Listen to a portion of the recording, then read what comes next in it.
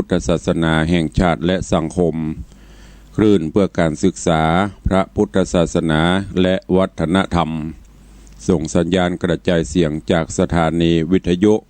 วัดฝ่ายหินตำบลสุเทพอำเภอเมืองจังหวัดเชียงใหม่สถานีวิทยุวัดหนองกายตำบลสันปะยางอำเภอแม่แตงจังหวัดเชียงใหม่สถานีวิทยุ CM77 วิทยุอินเทอร์เน็ตล้านนาสถานีวิทยุพระพุทธศาสนาจังหวัดเชียงรายสถานีวิทยุท้องถิ่นจังหวัดเชียงใหม่ FM 96 เมกะเฮิรตซ์ตลอดจนวิทยุชุมชนเสียงตามสายห่อกระจายข่าวตามในวัดในวาตามหมู่บ้านต่างๆตีตังสมปานเจ้าวัดปอกเกปอกแขวนได้เปิดให้ญาติโยมศรัทธาสาธุชนทั้งหลายได้รับฟังกันพร้อมกันนี้จะเริญปอนญาติโยมตีได้ติดตามรับฟังกันต่างเฟซบุ๊กเฟซไลน์ต่างเว็บไซต์ต่างๆอยู่ในเวลานี้รายการนี้ดำเนินโดยอาตมภาพพระครูวิสิทธิ์ศรีลาภรณ์เจ้าคณะตำบลป่าแดดเจ้าอาวาสวัดวังสิงห์คำตำบลป่าแดดอำเภอเมืองจังหวัดเชียงใหม่หรือญาติโยมเรียกขานนามว่าตุลุงในวังเป็นผู้ดำเนินรายการ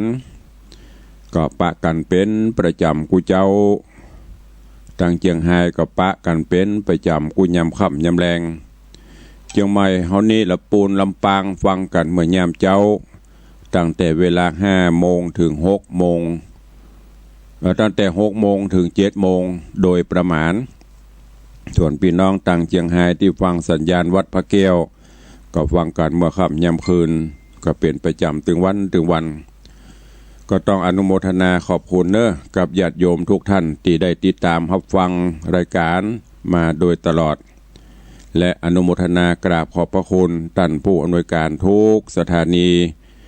และเจ้าของ Facebook ทุกท่านที่ได้ลิงก์สัญญาณผ่านไปทางมือถือคือญาติโยมศรัทธาได้สดับรับฟังกันอยู่วันนี้เป็นวันพระเป็นวันศีลวันพระวันศีลกิจวัตรหน้าที่อันสำคัญของพุทธศาสนิกชนเฮาก็มีการไหว้พระสวดมนต์บำเพ็ญทานบารมีศีลบารมีเนกขมะบารมีตลอดจนทำบุญตักบาตรอันเป็นกิจที่พุทธศาสนิกชนเฮาควรจะปฏิบัติวันพระวันศีลหรือ7 วันไหนเฮาก็ได้เข้าวัดเข้าวาหรือบ่ได้ไปวัดไปวาอยู่บ้านอยู่จองอยู่ที่ทำการทำงานก็เช่นเดียวกันก็ขอให้ได้ปฏิบัติธรรมกันได้ธรรมะนั่นบ่ได้อยู่ที่วัดอยู่ที่จิตที่ใจอยู่ที่การปฏิบัติของเฮาอยู่ที่ไหนๆก็ปฏิบัติกันได้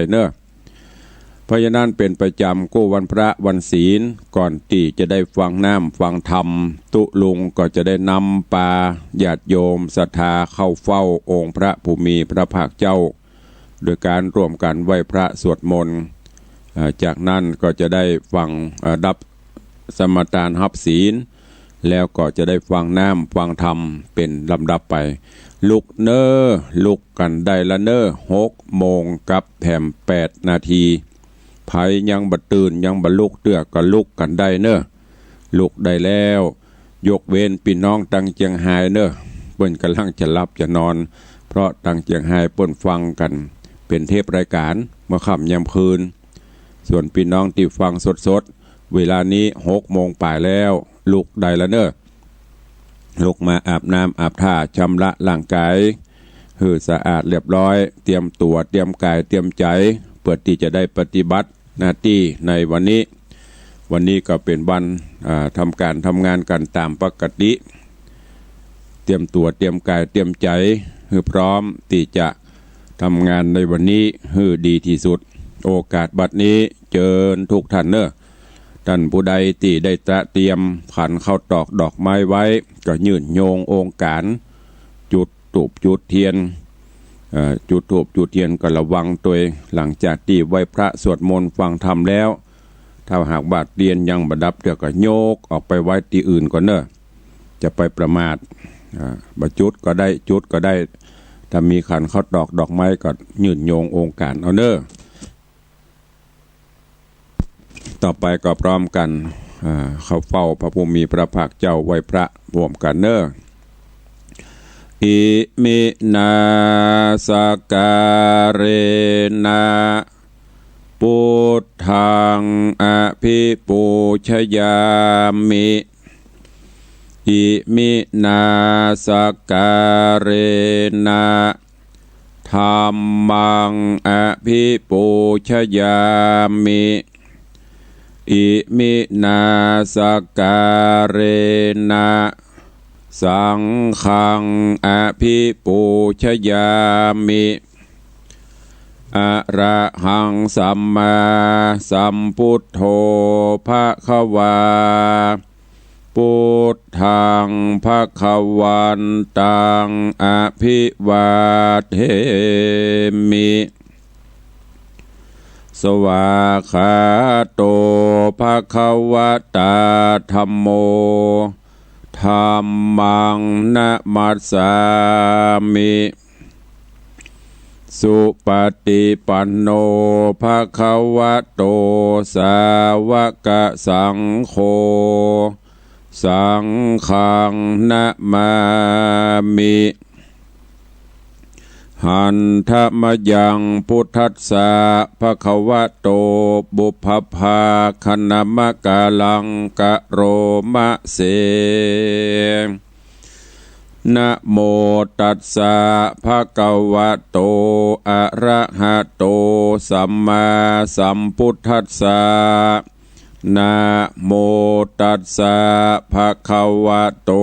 อะระหะโตสัมมาสัมพุทธัสสะนะโมตัสสะภะคะวะโตอะระหะโตสัมมาสัมพุทธัสสะ อิติปิโสภะคะวะอะระหังสัมมาสัมพุทโธวิชชาจารณะสัมปันโนสุขโตโลกวิทูอนุตตโรปุริสะธรรมัสสารถิสัทธาเทวมนุษสานังพุทโธภควาติสวากขาโตภควตาธัมโมสันทิฏฐิโกอากาลิโกเอหิปัสสิโกโอปนะยิโกปัจจตังเวทิตาโปวินยูหิติสุปฏิปันโนภควโตสาวกสังโฆปุชุปฏิปันโนภควโตสาวกสังโฆญาญะปฏิปันโนภควโตสาวกสังโฆสามิจิปฏิปันโนภควโตสาวกสังโฆยะทิทางจัตตาริปุริสายุคานิอัฏฐาปุริสาปุคลา เอสะภควโตสาวกสังโฆอาหุนยโยปาหุนยโยทักขินยโยอัญจลีกาลนิโยอนุตตรังปุญญเขตังโลกัสสาติกราบกราบได้ไหวพระนพธรรมเข้าเฝ้าองค์สมเด็จพระสัมมาสัมพุทธเจ้าตอนนี้ไปตั้งจิตตั้งใจกลั่นจิตกลั่นใจหือใสสะอาดตั้งจิตตั้งใจสมาทานหับศีลเนอนะโมตัสสะภะคะวะโตอะระหะโตสัมมาสัมพุทธัสสะนะโมตัสสะภะคะวะโตอะระหะโตสัมมาสัมพุทธัสสะ นะโมตัสสะภะคะวะโตอะระหะโตสัมมาสัมพุทธัสสะพุทธังสรณังคัจฉามิธัมมังสรณังคัจฉามิสังฆังสรณังคัจฉามิตุติยัมปิพุทธังสรณังคัจฉามิตุติยัมปิธัมมังสรณังคัจฉามิตุติยัมปิสังฆังสรณังคัจฉามิตติยัมปิพุทธังสรณังคัจฉามิตติยัมปิธัมมังสรณังคัจฉามิตติยัมปิสังฆังสรณังคัจฉามิปานาติปาตาเวระมะนีสิกขาปะตังสมาติญามิอะตินนาตานาเวระมณีสิกขาปะตังสมาติญามิกาเมสุมิจฉาจาลาเวระมณีสิกขาปะตังสมาติญามิมุสาวาตาเวระมณีสิกขาปะตังสมาติญามิ สุราเมรยะมัชฌัปปมาตฐานาเวระมณีสิกขาปะตังสมาติญามิอิมานิปัญจสิกขาปตานิสีเลนะสุขติงยันติสีเลนะโภคสัมปตาสีเลนะนิพุติงยันติตัสสมาสีลังวิโสทะเย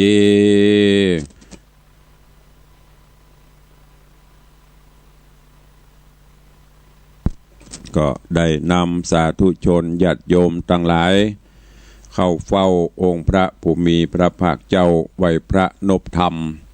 สมาทานศีลเป็นที่เรียบร้อยในโอกาสวันนี้วันพระวันศีลบางท่านก็อาจจะไปวัดไปวาไปใส่บาตรตานขันเข้าขันน้ำไปประพฤติวัดปฏิบัติธรรมถ้าเป็นไปได้ญาติโยมทั้งหลายทุกวันพระทุกวันศีลก็ควรที่จะหยุดยั้งภารกิจอย่างกันสักวันหนึ่งอันเป็นการพักผ่อนตั้งร่างกายแล้วก็จะได้ชาร์จวัคซีนแบตเตอรี่ทางจิตร่างกายของเราไม่ใช่เป็นเครื่องยนต์ก็ต้องการพักต้องการผ่อน7 วันไหน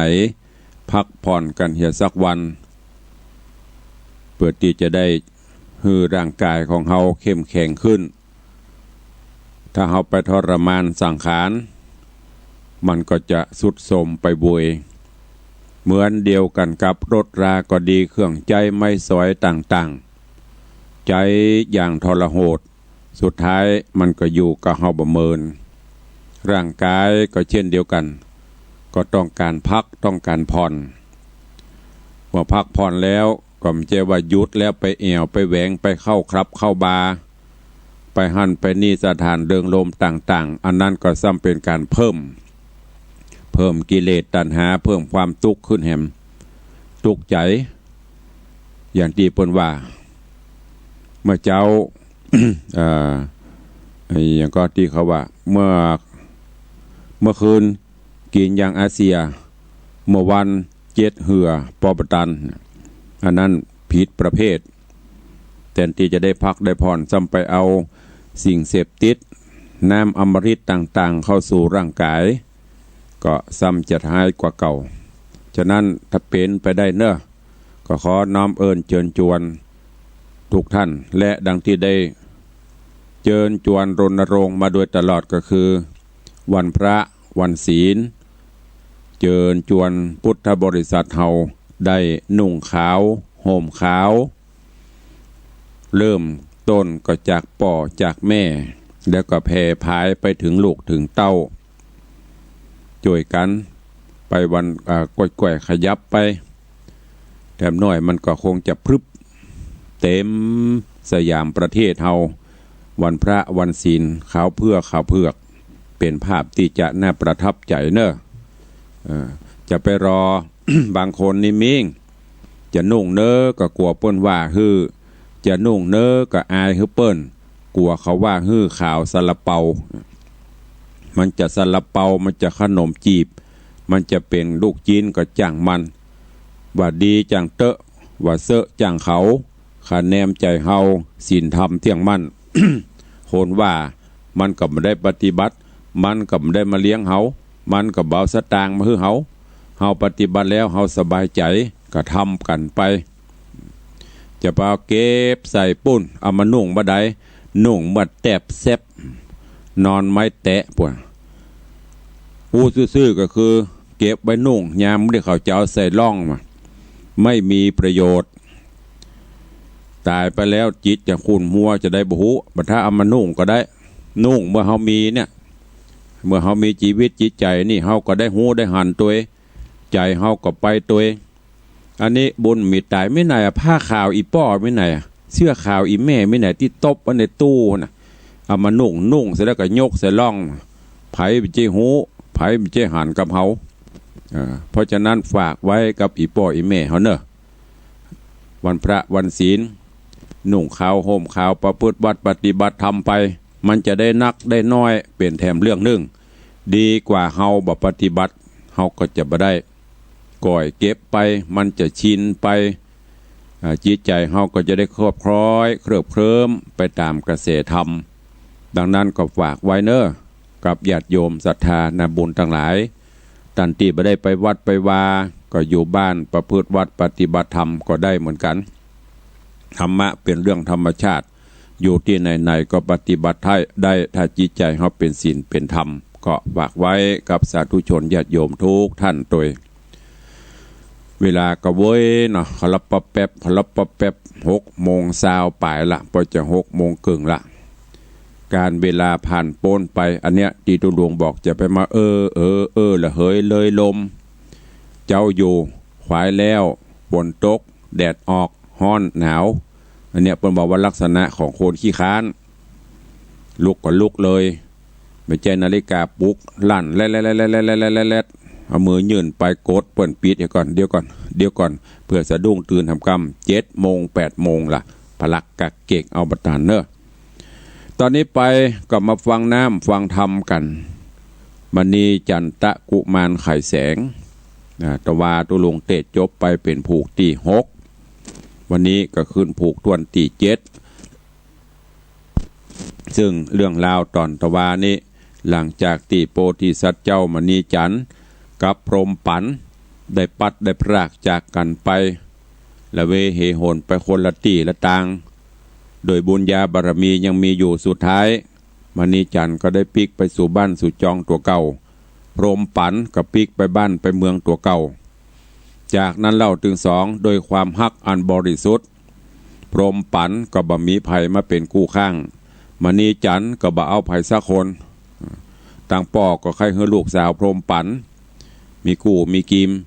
จะได้หมดห่วงหาอาทรแล้วก็ลูกก็คงจะได้ถ้ามีกู้ใหม่กิมใหม่ก็คงจะมีจิตใจเบิกบานบ่เศร้าบ่โศกไปเอาเอาอมาตย์มาฮื้อเพื่อฮื้อพรหมปันเอาไปกู้เป็นกิมพรหมปันก็บ่เอาสุดท้ายมาเข้าหาก็บ่ได้ฮ้อนไม่เพราะมันเป็นใจกู้ใจกิมกันจะได้มันก็ตึงมันได้กันเพราะว่าถ้าเป็นกู้บุญบารมีกันแล้วมันตึงบักแคล้วไปอยู่ที่ไหนมันก็ตึงปะกัน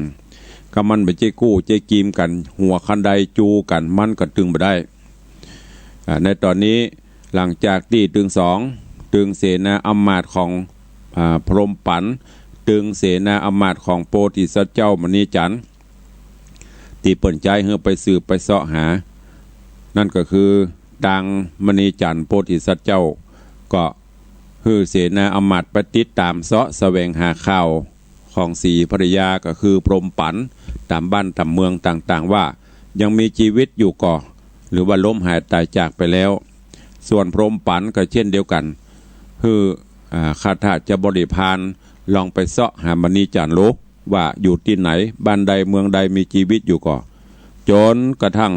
เสนาอำมาตย์คาถาจะบริพานของตึงสองไปพบไปปะกันตีปันนาศาลาที่พักที่จอดย่างก็ได้ไปสืบไปเสาะหากันถามไปถามมาตึงสองก็หู้เรื่องว่าเจ้านายตัวเก่ายังมีชีวิตอยู่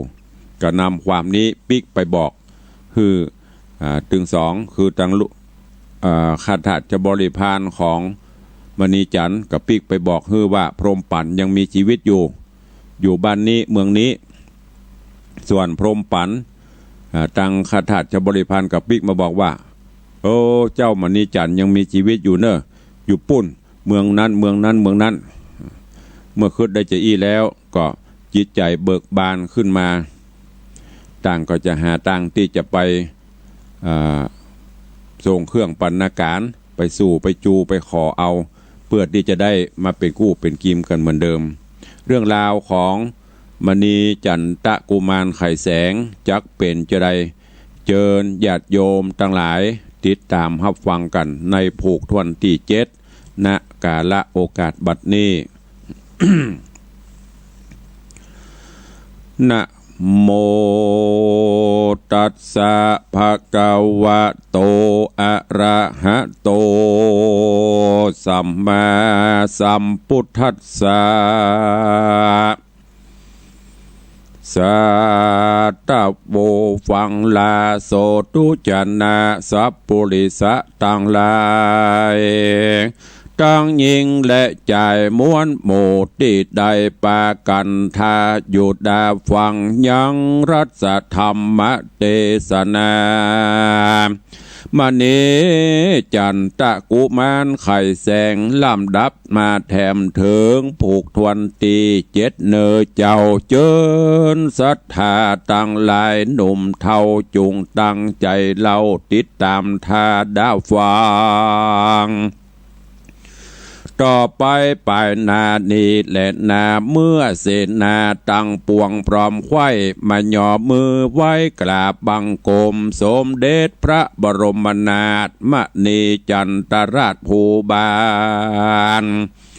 ก็ไข่ค้านกล่าวว่าดูราทุกทวนนาเสนาเรื่องเดิมมาแต่ก่อนเมื่อเฮาเตียวสอนเสาะแสวงหายังภริญญาได้แล้วเป็นนางแก้วกัลยาณีเถิงดงรีปัดพรากบัดนี้เฮาหากใจคนสอดเดินโหนหลายที่ก็หูแจ้งทีตามหันว่านางพรหมปันน้องนาดเป็นลูกเต่าราชเมืองป่าวินเป็นเจ้าแผ่นดินยศใหญ่เฮากึดไฟหานนางกวนกะดังยังเครื่องซับปะเยืองปันนาการเปิงแก่สันทาน เมืองใหญ่แล้วแต่งใจถูตาไปถึงพญาตนนั่นขอเอาน้องจันปิกขึ้นมาสู่หมู่เสนาทุกทวนนาจักหันว่าเป็นประการใดเสนาฟังกำไข่ต้านเต่าก็โจมจื่นยาวโสมนัสสากล่าวว่าดีนักหนาแต่เล่าถูกแบบเบาโบราณแล้วก็จัดการแต่งสร้างปันนาการต่างๆเงินคำอันจักยกยำตำถวายต่อพระเจ้าป้อนางพรหมปาน เร่งช่วยกันแต่งหางยังมาจ้างยัวยานวัดถาลังการเครื่องยองอันกวนแก่น้องนางพร้อมปั่นเมื่อกะก่อนแล้วเสร็จขาดพระนอนนาดโบธาก็ใจเศษนาอำมาตย์ผู้ฉลาดโดยพระญานำเครื่องปั่นนาการเตียวไตเป็นหัวหน้าใหญ่ป่าไป เพื่อฮือแน่นใจหนอเตาก็เขียนถ้อยกล่าวอักขระสารเรื่องราวลายประการที่ท้อยเอาไปมอบน้องน้อยพรหมปันแล้วเจ้ามณีจันทร์ก็สั่งเพื่อฮือเป็นดังประสงค์หมายฮือใจปัญญาภายแห่งตาลพิจารณาอ่านแยงกอยอย่าฮือมีหอยแตกมั่งตั้งสองฝ่ายข้างปาราแล้วเสนาคนใจก็ประนมมือไหวหับกำจาถวายอำลาเต้าราชกับตั้งอำมาตย์หมู่เสนาเอาคนปั่นนึ่งตราเป็นหมอกไตเตียวออกปาลาตีขะมักกาต่างไตไกลบ่ใจไกลคลาวตางไตโดโอหงขวางไปตลอด2 เดือนจอดปอดีไปเถิงธานีเขตเข้าเมืองแห่งเจ้าพรหมปันก็เอากันจอดยังตั้งตับยังนอกปารารุ่งติวสาเมื่อเจ้าเสนาเก้ากับปริวารถือราชสารกับเครื่องครบกู้เยืองหมู่ปันนาปากันกระไต่เต่าลุรอดเขาวังในด้วยหัวใจโจมจืนเตียวไต่ขึ้นพังกาดนั่งลงสากราบไหว้พระบาทไทยโสมราชาตามหน้าที่ทูตาคนใจยามนันเต้าไทยใหญ่พญาหันราชทูตาตั้งหมู่นั่งพร้อมอยู่ไว้สามก็มีว่าจะถามไทยว่าสูเตียวไตปากันมาจากเมืองใดจะไกลไกลมีกิจจะไฟประสงค์ได้จิงเอากันมาในที่นี่จุงไขบอกจี้กำมายามนั่นมหาเสนาผู้เงาคนใจเจ้าคนใจเจ้ามณิจารก็ถวายอภิวันกราบไว้ว่าพระบาทไทยปิ่นธานีข้ามาแต่ปราณสีแห่งห้องมีกรรมไฟของประสงค์หมายโดยบุญภัยนอนนาดอันเป็นตาราชแห่งเมืองเรารา ชื่อพระญาจันตราชผู้มีอำนาจเอกสัตราเป็นสามิกาลูกพระบาทเกิดพระนางนาถพรหมปานอันนาปัดเสียกันกลางป่าหูข่าวว่าตัวนงนางบ่อยู่ดาวกลางเถื่อนทองโพดมารอดห้องป่าวินข่าวได้ยินเป็นดังอันพระเจียงจันทร์ปิ่นราชาจริงใจข้ามาอภิวาทไว้พระบาทกราบทูลสาานำปันนากานเครื่องใหญ่มานบน้อมไว้ยอถวาย มีมโนหมายพันผูกหักเต้าเหมือนลูกเหมือนดังลูกเกิดกับองค์และแม่นนะและแม่นอาจงที่ดานาถของพระบาทยังคืนมาตูข้าขอพระธิดาองค์นั้นเป็นแม่นมันดีลีไปเป็นเทวีพระพันเผาขอข้าพระเจ้าของข้าพระเจ้าเจ้าเมืองสองหน้ากรเรืองรุ่งฟ้าต่อไปนาสืบภัยที่เป็นปัทวีเตียวร่วมแผ่นสนิทแน่นแฟนสัมพันธ์เป็นมิตรแก่กันไปนะ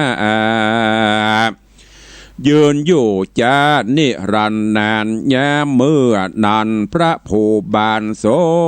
มราชได้ยินอมาตย์มณีจารขอเอานางพรหมปั่นดังอันพระเจียงจันทร์จอมปาลาก็ฮือหาเสนาใหญ่น้อยยังบ่ตอบถอยวาตาส่วนกาลิงกะเสนาเคยตาเอาก็เล็งก็ฟังเฝ้าเข้ามาพรันเมื่อมาพร้อมกันแล้วเราพระราชเจ้าก็ใครจะ เรื่องราชาทูตาหนอไทยเข้ามาไว้ขอดนางกาละปังดาวราชเก่ายังบอกขาดกำจากาลิงกะเสนาเขยเต้าก็แป่งนาเมาเกิดโกธากราบทูลสาบานไว้ว่าพระบาทไทยจอมเมืองข้ายินเขื่องใจใหญ่แม่นเต่าไทยโปร่งวางปอนยังนางโดยง่ายจะเกิดพังร้ายเสียสลีเหมือนเมืองเฮาบ่มีคนแห้วจักยอมอ่อนแนวโดยวาย ข้าว่าไผ่พูดใดใครใดอย่างนางน้องไทยพรมปันไปเป็นจอมควันกู้คางฮือห้างจางฮือห้างอย่างจางตัวมีงาขี่เข้ามาจนต่อกับเฮาพอสักกามพี่เฮาวายรายกวางการป้ายยอมโดยง่ายปั่นวางจุงเอานางไปตามอ้างไฟแม่นสู้บ่ได้อย่าไม่จอย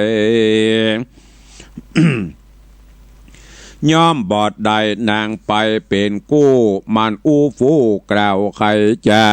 ดูองค์อาจหนักหนาแต่เล่าพญาเจ้าได้ฟังคำจา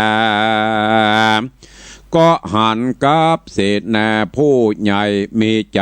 มักใคร่จนลองเต้ากึดทองใจควายบ้านเมืองเฮาใหญ่นักหนามหาจนะปัตตาเขตขอกนิกรมนอกนิกรมนาย ดาจะเต็มไปโดยคนกล้าหลายนักกว่ากันนามี18อโคเพนีว่าอันเมืองใดนั้นจักมาผจญแป้ยังคนโดยง่ายเฮาย่อมบ่ไปแก่เมืองใดเต้าร่ำเปิงใจหันแล้วก็เกิดกลาดแกล้วใจหานเหมือนดังจังสานตัวใหญ่กำลังใกล้เมามานบอกกลัวอันใดสักหยาดตบปิดผ้าตบปืนภาศาสดังพังปังดะปากดังเสียงใหญ่ควายแน่ใส่ลาจะตูตามกล่าวว่าดูราคนจะตามที่กูได้ฟังขานราชบรรณาการ ของฝากบ่มีกุลมากอันใดกูบ่เปิงใจสักหน่อยในลาวเรื่องถอยกำจาจุงเอาคืนไปหาเจ้าเก่าส่วนนางนอดเนาพรหมปานไผผู้ใดมันใครได้จุงยกดับใหญ่จตุรังกาพระโยธาอาจอังและหายังจางเลิศมงคลฮือมาจนต่อสู้ตามกลางหมู่โยธาการเฮานี้นาสู้บอดใดจากอับมอบฮือลาจธิดาเมื่อเป็นอักกะจาญาแห่งต้านพิว่าป้ายการล่าถอยนี้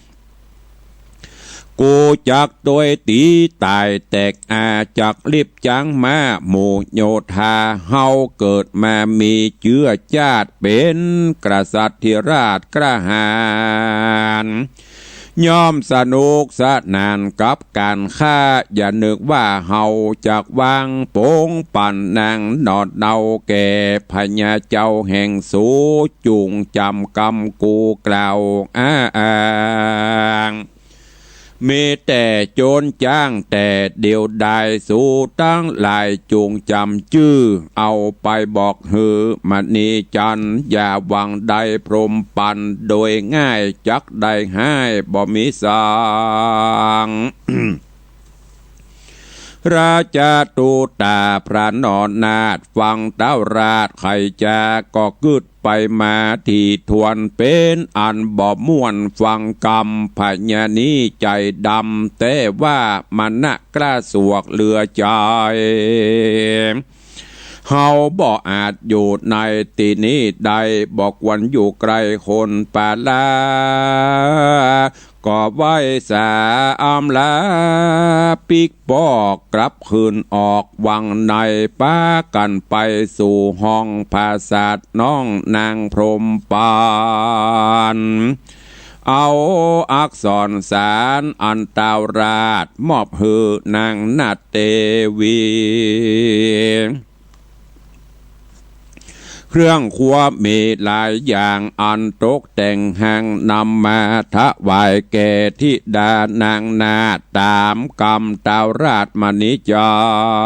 รเอาอักขระสารป้อนแก่เจ้าไว้น้องเนากล่าวใครจาว่าข้าแด่ทิดานงอนงนาถข้าพระบาทปากันมาน้อมราชปันนาการหลายสิ่งอันเต่ายดยิ่งมณิจารอับมอบปันฮือข้ามามอบน้อมนาถวายนางด้วยใจบ่จางห่างเต้ขอเจ้าแม่องค์เยาว์จุงฮับเอาไว้มันแล้วเขาเหล่านั้นก็ใครจะเรื่องที่มากราบใบขอกับพระบาทไทยผู้ทอนเปิ้นตาโจรกุญจรจ้างใหญ่หือนางได้หูจูประการบอกสุกทุกผู้บานผ่านเผาทุกคำเจ้าอะไรหานางจริงใจคนเดินต่างด้านสอดหือนางหูตลอดทุกอ่านนางพร้อมป่านน้องเนาฟังกำเล่ารำพันซ้ำบะมาเล้งหานของฝากอินโดมากเหลือประมาณฮับเอาปันนาการหมู่นั้นเหมือนพระเจียงจันทร์มณิจารมายืนหือหันต่อหน้าบานเบิกอาใจดีปีติมียิ่งใหญ่ปานอยู่ไกลผู้บานเปิดอักขระสารขึ้นพอกำฮักก่อเหลือลายเตียเต้าเขียนบรรยายไว้ว่าดูลาน้องลาตี้จำเลินใจ ปีพรากนี่ไกลกลางป่าเพราะโจรร้ายผ่าพกฟันปัดเสียกันได้ยากเพราะวิบากแต่บุเปตามตัวเตผ่าเหล่าดูแลน้องเนาหยอดหัวใจปีลัดดงไพรกลางเถื่อนบ่มีเปื้อนเตรียมกายสัตว์ร้ายลายเตียวสอดยุดยั้งจอดคราวต่างหันแต่กวางฟันเตียวไตบ่หันน้องไทยหนได้หัวอกป่านไฟเผาเอาฮ้อนหายเหล่าเลือดตราหันหงสาและนกเก้าแสนโศกเศร้าใจมองน้ำตาดน้องแถวทางปี้ยินกัดกั้งเหลืออกมีกำวิตกบอดหน่อยกึดอยู่คอยต่างวานจนมานีจันได้เป็นใหญ่บ่ลืมน้องไทยพรมปันลับวันหานบ่ขาดกึดหาดนางนาดนางเดียวมีแต่ใจเตียวมาสู่ใครนั่งอูนั่งจา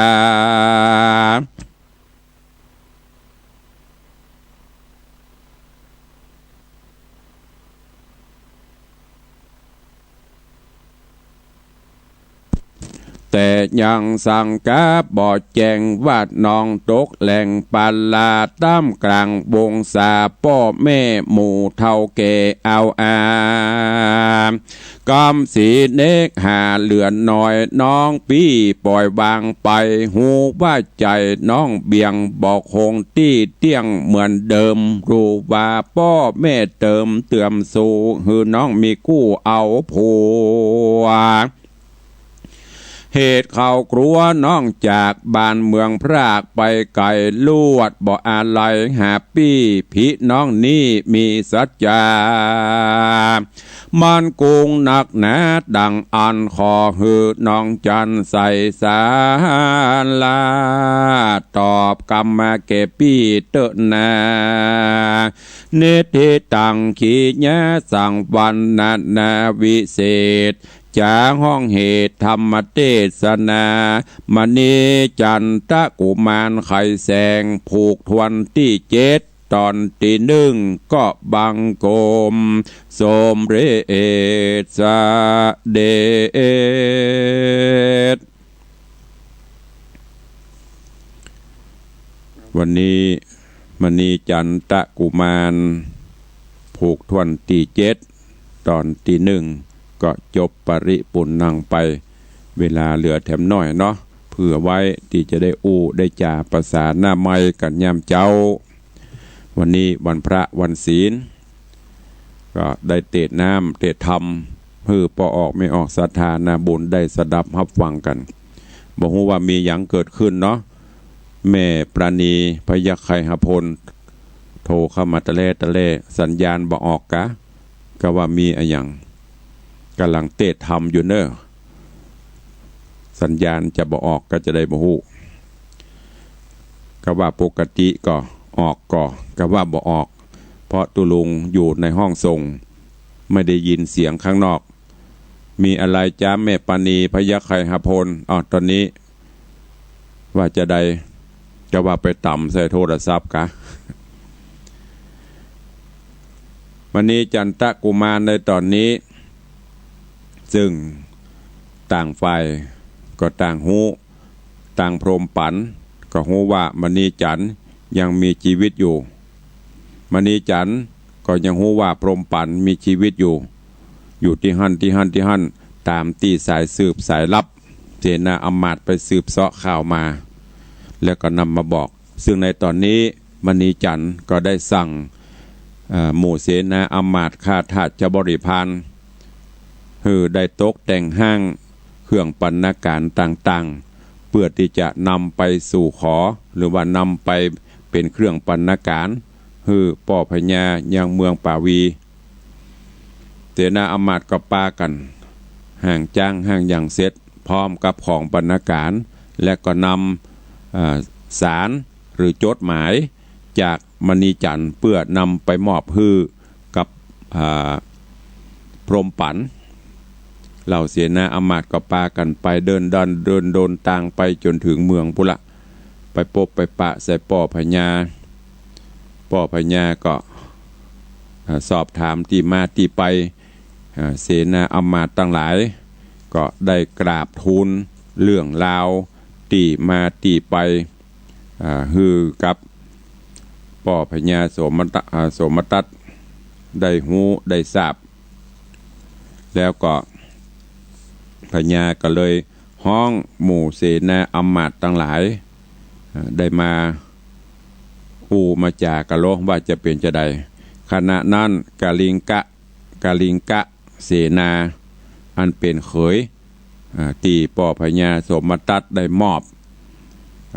พรหมปั่นฮื้อแต่ว่านี่อย่างกับพรหมปั่นก็บ่ได้เพราะฮ้อนอย่างในตอนที่แล้วก็มาบอกจะไปขอกันโดยง่ายบ่ใช่พักแคบพักปังบ่ได้ไปฮื้อกันง่ายๆอีบ่ได้มันจะต้องมาทดลองประลองอย่างกันก่อนโดยเฉพาะมีเอาจ้างมาโจรกันโลมาสู้รบกันสักน้อยประลองยุทธกันก่อนว่าจะสามารถสืบทอดบ้านเมืองรักษาบ้านเมืองไปได้ก่อพญาโสมทัตก็หันตัวก็เลยบอกฮื้อเสนาอมาตย์ทั้งหลายเหล่านั้นปิกไปบอกฮื้อมณีจันทร์เตอะเสนาอมาตย์ก็บ่ฮู้จะเงี้ยจะใดก็กราบทูลลาเมื่อทูลลาแล้วก็เลยลวดไปหายังพรหมปันก็เอาเครื่องบรรณาการที่มณีจันทร์ได้ฝากมาตลอดจดหมายก้อมที่เขียนมาลายสารเอาไปฮื้อถวายกับพรหมปันก็อ่านจดหมายพอก็มาถึงที่นี่จบลงไว้ตะอีก่อนก้อยฟังกันในวันต่อไปว่าหลังจากที่พรหมปันอ่านจดหมายแล้วจะเนี้ยจะใดแล้วเหตุการณ์เรื่องราวจักเป็นจะใดก้อยติดตามท่าฟังกันในตอนต่อไปเนอะวันนี้วันพระวันศีลขอโป่งวางไว้เตาอีก่อนเหลือเวลาแถมน้อยก็จะได้อู้กันตามภาษาหน้าไม้ดังที่ได้ปฏิบัติกันมาวันนี้ขออนุโมทนาบุญขอบคุณเนอะกับโยมป่ออุทิศมาดารีสันทรายโยมป่อได้นำจตุปัจจัยมาร่วมถวายเป็นยอดสังฆทานงานพุทธาพิเศษสารูปพุทธเจ้าหรือว่าสารูปหลวงพ่อพระสิงห์คำดังที่ตุลุงได้ประชาสัมพันธ์ไปโยมป่ออุทิศมาดารีพร้อมครอบครัวได้นำปัจจัยจำนวน1,000 บาทน้อมนำมาถวายได้รับไว้เป็นที่เรียบร้อยแล้วขออนุโมทนาบุญตัวเองแล้วก็วันก่อนก็มีตังชมรมผู้สูงอายุตำบลหัวมุงก็ใกล้ๆวัดวังสิงห์คำนี่เปิ่นไปสืบจตาที่วัดสวนดอกปีกมาก็มาแวะเยี่ยมเยียนก็ขออนุโมทนาบุญตัวเนอะพร้อมกันนี้ขอขอบคุณเจ้าภาพเจ้าศรัทธาบุญด่วนทันใจบุญด่วนอย่างตุลุงประกาศคือตอนนี้ได้มีบุญด่วนเข้ามาก็คือทางวัดได้ทำการพัฒนาทาสีพื้นตัวหนอนลานวัดทั้งหมดซึ่งจะใช้สีตึงสีเขียวสีแดงสีเขียวนี่ใจนักหน่อยแต่รวมกันแล้วก็ประมาณ50 กว่ากระป๋องได้บอกบุญด่วนไปก็ได้รับเมตตาจากปออกไม่ออกศรัทธาร่วมบุญกุศลมาขอขอบคุณอนุโมทนาบุญเนอะกับโยมแม่อุ้ยหมอนลอยสุดใจปุ๊กซึ่งแม่อุ้ยหมอนก็เป็นผู้สูงวัยผู้สูงอายุที่อุปถัมภ์บำรุงวัดวังสิงห์คำมาโดยตลอดแต่ว่าก็ได้ใจลูกเบาท่านสทมนิตบุญยวงได้นำปัจจัยมาร่วมเป็นเจ้าภาพสี1 แกลลอนก็อนุโมทนาบุญตัวเองส่วนที่ได้ร่วมมาแล้วก็มีโยมเตือนใจทวีเดช1 แกลลอนโยมธีรวุฒิมากเมืองหรือน้องเบล1 แกลลอนโยมแม่ปราณีพยัคฆ์ไคหพล2 แกลลอนผู้บประสงค์ออกนามสถาวัดวังสิงห์คำเฮานี้10 แกลลอนแล้วก็มีโยมแม่ครูเหรียญทองจันที1 แกลลอนโยมมนัญญาเข็มสุวรรณ1 แกลลอน โยมธนวัฒน์โยมทัศพิชาสุสิงคำหรือปเลียงส่งปนางร่วมเป็นเจ้าภาพเต่ากูลแม่จำนวน12กระป๋องรวมแล้วตอนนี้ได้20กว่ากระป๋องละก็ยังค้างแถมประมาณ20กว่าอยู่ซึ่งจะใจพ่นลานวัดให้มันเต็มสวยสดงดงามสะอาดสะอ้านเป็นที่จำเริญหูจำเริญตาสถานบุญมาก็จะได้จื่นหูจื่นตาเหมาะสมกับเป็นร่มอารามเนอะท่านผู้ใดจะร่วมบุญตัวก็ได้ถ้าจบครบแล้วก็ปิดรับบุญส่วน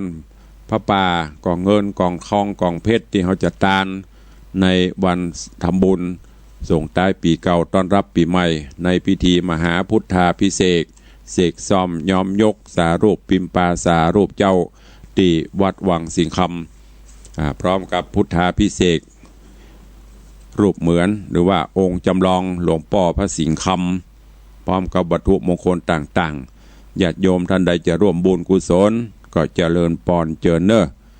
ได้ตลอดไปจนกว่าจะถึงวันงานพระป่ากองเงินกองละ300 บาทกองทองกองละ500 บาทกองเพชรกองละ1,000 บาทท่านผู้ใดรับเป็นเจ้าภาพทางวัดก็จะมีวัตถุมงคลหลวงพ่อพระสิงห์คำที่เขาจะพุทธาภิเษกในวันที่31มอบฮื้อพร้อมกับปักกระตืนปฏิทินละนาเป็นบรรณาการกับทุกท่านตัวแล้วก็ท่านผู้ใดว่างเว้นก็เชิญมาร่วมกินร่วมตานร่วมงานด้วยกันทำบุญปีใหม่ตีในวังก็อนุโมทนาบุญตัวเอาละใครจะอู้จะจ่าจะเอ่ยกับตุลุงในยามเจ้าเหลือเวลาแถมประมาณ 3-4 นาทีก็เข้ามาได้เนอะบอกว่าแม่ปานีมีอย่างบุตะกี้แม่ปานีเข้ามามีอย่างบุไอเบลว่าจะได้ไว้จะบารมีธรรมผู้ลุงในวังครับผมวันนี้ฟังอยู่นะครับ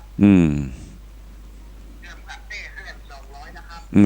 อนุโมทนาสาธุเนอะกราบไหว้สาครับผมบุญรักษาเทวดาคุ้มครองอยู่ดีมีสุขไหว้สาครับไอเบลเตื่อมกันเทศแหม200อนุโมทนาบุญใครจะอูดด้วยแหมแม่ปราณีพยัคฆ์ไคหพลเสือใต้ตะกี้โสดคมกรรมมีอะไรเอ่ยฟังอยู่ไหมถ้าฟังอยู่โทรเข้ามาในรอบที่2ที่มีอะไรอย่างเอ่ยก็ว่าไปต่ำใส่กะอะไรอย่างกะบูเจริญปอนนมัสการเจ้าเจริญปอนเจ้ามีหยังเจ้าว่ามาฟังอ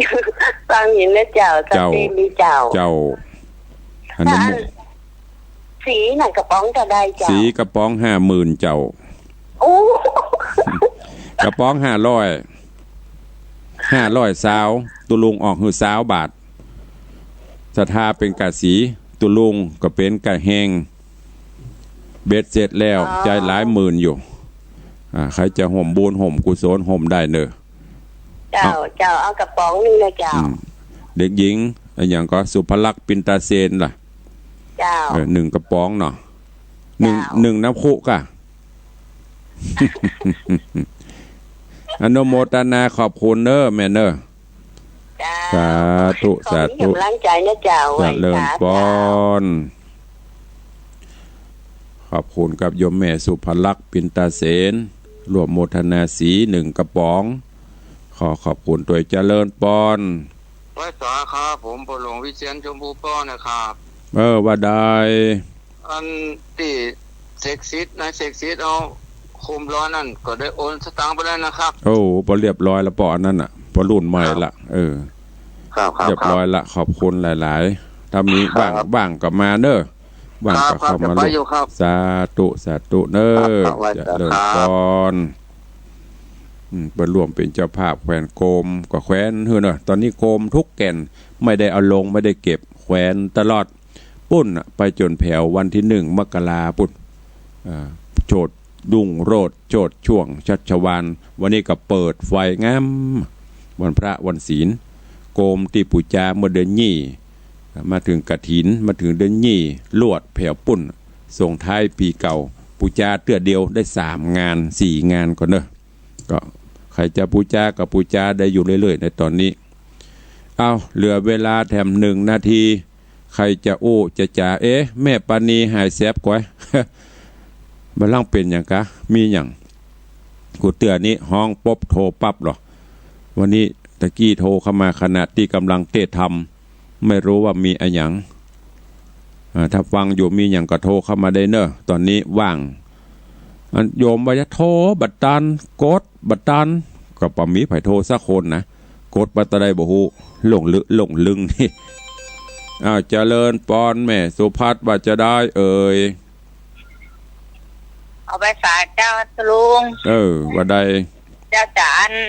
เอา1 กระบองเจ้าแม่สุภัทรพร้อมครอบครัวนะท่านพร้อมตึมมดเจ้าตึมมดเราอุทิศไปให้อุทิศบุญไปให้พ่อแม่ให้ญาติพี่น้องนะท่านลูกเต้าด้วยเนาะแบ่งกันไปคนก๊อกเนาะเจ้าสิ้นบุญแล้วคนกองสาธุแล้วเจ้าจะไปตอนให้จะสิ้นปีนะท่านเนาะได้เดี๋ยวทีเดียวเลยสำรองออกให้ก่อนก็ได้ไม่มีปัญหาเจ้าสาธุเนออนุโมทนาเจ้าขอบคุณอนุโมทนาบุญกับโยมแม่สุภัทรเอี่ยมเจริญพร้อมครอบครัวลูกหลานตันเต้ากูคนก็รวมเป็นเจ้าภาพสีแหม1 แกลลอนเจ้านี่ได้2 แกลลอนคุณแม่สุภลักษณ์ปินตาเซนรวมเป็นเจ้าภาพ1 กระป๋องแม่สุภัทรเอี่ยมเจริญ1 กระป๋องหรือ1 แกลลอนก็ท่านผู้ใดพร้อมก็ร่วมกันไปบ่พร้อมก็เป็นอย่างโมทนาบุญด้วยกันเนอะตัวลุงก็จะมีข่าวสารก็ล็อกก็แก๊กบอกไปอย่างเงี้ยไปว่าโอ้บึดอันหนึ่งเนอะจะไปจมก็ทำไปบอกไปมีก็ทำบ่มีก็เป็นยังตามนาบุญเนอะอูไปเวลาหมดเวลาละขอนำรายการจากไปก่อนเนอะขอกุณพระรัตนตรัยปกป้องคุ้มครองทุกท่านอยู่ดีมีสุขวันนี้ก็ขอให้ทุกท่านทำกิจการงานใดๆสำเร็จผลสมมโนในไฟอ้างเจริญไปโดยจตุรพิธพรชัยมีอายุวันนะสุขภละเหมือนกันจุตนจุองค์จุผู้จุคนเนออายุวันโน